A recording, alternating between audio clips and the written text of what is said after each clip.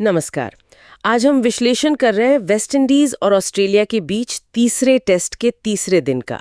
Sabina park Kingston में जो खेल हुआ वो काफी नाटकीय था। जी हाँ, बिल्कुल। ऑस्ट्रेलिया ने दिन की शुरुआत की थी 99 रन 6 विकेट पर। हाँ, और उनकी कुल बढ़त 181 रनों की थी। वेस्ट इंडीज पहली पारी में आपको याद होगा सिर्फ 144 पर सिमट गया था। ऑस्ट्रेलिया ने 225 बनाए थे। सही। तो आज का हमारा मिशन है इस दिन के खेल के जो सबसे अहम, सबसे रोमांचक पल थे उनको समझना। और शुरुआत तो ऐसी हुई कि यकीन करना मुश्किल था। दिन की पहली गेंद। हाँ बिल्कुल, कैमरन ग्रीन बोल्ड हो गए। शमार जोसेफ की वो गेंद अंदर आई। ग्रीन ने सोचा छोड़ दूं और गेंद सीधा ऑफ स्टंप ले उड़ी। ऑस्ट्रेलिया का स्कोर तुरंत 99 पर 7। क्या कमाल की शुरुआत थी ये वेस्ट इंडीज के लिए। क्या? और फिर अल्जारी जोसेफ, उन्होंने मोर्चा संभाला। हाँ, अल्जारी ने इस पारी में बहुत शानदार गेंदबाजी की। कुल 5 विकेट लिए उन्होंने, सिर्फ 27 रन देकर। जी हाँ, सिर्फ 27 रन देकर। ये उनके टेस्ट करियर का दूसरा 5 विकेट हॉल था और शायद बेस्ट परफॉर्मेंस भी। इस सीरीज में भी उनका प्रदर्शन काफी अच्छा रहा है। बिल्कुल। अब उनके 13 विकेट हो गए हैं सीरीज में, जो किसी एक सीरीज में उनका सबसे ज्यादा है। और दिलचस्प बात ये थी, उन्होंने सिर्फ बाउंसर नहीं फेंके बल्कि गेंद को आगे पिच करके स्टंप्स पर अटैक किया। और उसका उन्हें फायदा भी मिला।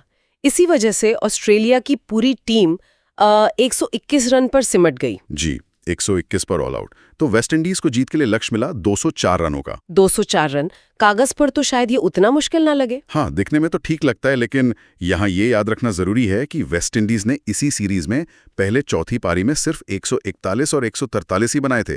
तो एक दबाव तो था। और वो दबाव दिखा भी। जैसे ही वेस्ट इंडीज बल्लेबाजी करने उतरा, मिचेल स्टार्क ने तो आते ही कहर बरपा दिया। सही कहा आपने। पहले ही ओवर में आप सोचिए, जॉन कैम्बेल गोल्डन डक पहली गेंद पर। हाँ, और फिर उसी ओवर में शामार ब्रुक्स भी आउट। स्कोरबोर्ड पर रन एक भी नहीं और 2 विकेट गिर गए। अविश्वसनीय। और ये रोका नहीं, उसी ओवर में ब्रेंडन किंग भी आउट हो गए, वो भी बिना खाता खोले। जी हाँ, स्कोर 0 रन पर 3 विकेट। स्टार्क और पिंक बॉल, वो कॉम्बिनेशन कितना खतरनाक है ये उस दिन दिखा। और फिर वो बड़ा पल आया स्टार्क के लिए व्यक्तिगत रूप से भी। हाँ बिल्कुल। मिचेल स्टार्क अपना 100वां टेस्ट मैच खेल रहे थे और उन्होंने मिकाइल लुई को आउट करके अपने 400 टेस्ट विकेट पूरे किए। क्या बात है। Shane Warne, Glenn McGrath, Nathan Lyon उस लिस्ट में शामिल हो गए। जी, चौथे ऑस्ट्रेलियाई बने। और वेस्टइंडीज का स्कोर तब था महज 5 रन पर 4 विकेट। स्टार्क खुद भी काफी भावुक नजर आए उस वक्त। होना भी चाहिए। 100वें टेस्ट में 400 विकेट।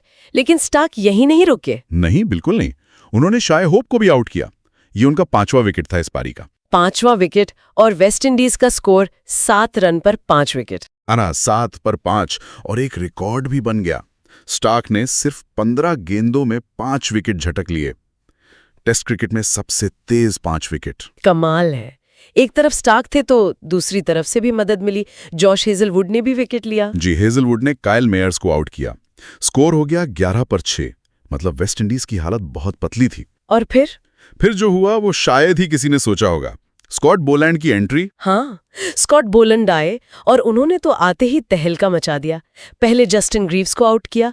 स्कोर 26 पर 7। अगली ही गेंद पर शमार Joseph LBW golden duck, score 26 पर 8। और फिर हैट्रिक बॉल। जी हाँ, हैट्रिक बॉल पर केमार रोच बोल्ड, वो भी गोल्डन डक। स्कॉट बोलैंड ने हैट्रिक पूरी की। वो टेस्ट क्रिकेट में हैट्रिक लेने वाले 10वें ऑस्ट्रेलियाई बने। क्या स्पेल था। 3 गेंदों में 3 विकेट।